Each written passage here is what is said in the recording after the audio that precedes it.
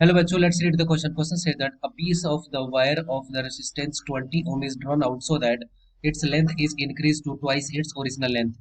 Calculate the resistance of the wire in the new situation. Okay, discuss करते हैं। तो यहाँ से की कॉन्सेप्ट क्वेश्चन का क्या हो जाएगा? कॉन्सेप्ट यहाँ पे हो जाएगा की कॉन्सेप्ट रेजिस्टेंस। ठीक है, रेजिस्टेंस किस पे डिपेंडेंसी होती है, ये यहाँ पे की कॉन्सेप्ट हो जाएगा। तो हमें पता है कि रेजिस्टेंस आर का वैल्यू जो होता है किस तरह से डिपेंड करता है।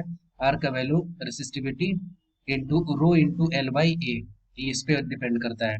अब हमें पता है कि अगर क्वेश्चन में बोल रहे हैं, क्वेश्चन में क्या बोल रहे हैं कि लेंथ को इंक्रीज किया जाता है 2 टाइम्स।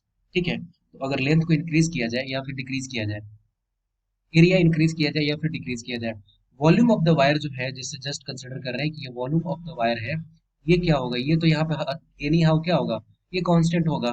तो अगर यहाँ पे किसी भी अगर क्रॉस सेक्शन का अगर एरिया निकालना हो, एरिया सॉरी वॉल्यूम निकालना हो, तो वॉल्यूम के लिए क्या लिख सकते हैं, वॉल्यूम इज इक्वल टू होता है क्या, एरिया इंटू वहाँ पे जो भी हाइट होगा। जैसे एरिया ऑफ क्रॉस सेक्शन अगर यहाँ पे ए है और यहाँ पे लेंथ अगर एल है, ठीक है, तो यहाँ पे वॉल्यूम निकालने का तरीका क्या है, एरिया इंटू लेंथ। ठीक है, अब ये तो कांस्टेंट होगा, इसका मतलब ये लिख सकते हैं कि A into L is equal to A dash into L dash. ठीक है, अब यहाँ पे लेंथ जो है वो फाइनल लेंथ क्या हो जाता है, फाइनल लेंथ हो जाता है 2 टाइम्स। ठीक है, और फाइनल लेंथ अगर 2 टाइम्स होगा और वॉल्यूम को अगर कांस्टेंट रखना है, तो एरिया को क्या होना पड़ेगा, एरिया को हाफ होना पड़ेगा।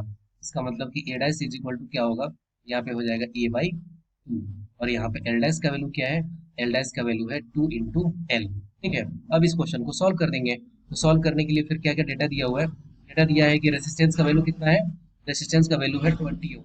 इसका मतलब कि रो इंटू एल बाई ए।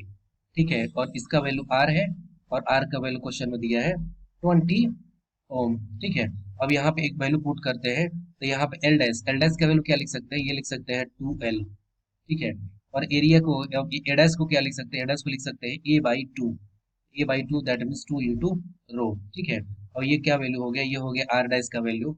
यहाँ से लिख सकते हैं 2 into 2 rho into L by A. ठीक है, is equal to R dash. अब rho into L by A क्या है, ये एक रेजिस्टेंस का वैल्यू है, तो 4 into R is equal to R dash. अब यहाँ से आर डैश का वैल्यू क्या हो जाएगा, आर डैश का वैल्यू हो जाएगा 4 इंटू आर का वैल्यू कितना था, ये था 20 ओम, आर डैश का वैल्यू कितना हो जाएगा, ये हो जाएगा 80 ohm. I hope you will be understood it well. Best of luck, thank you.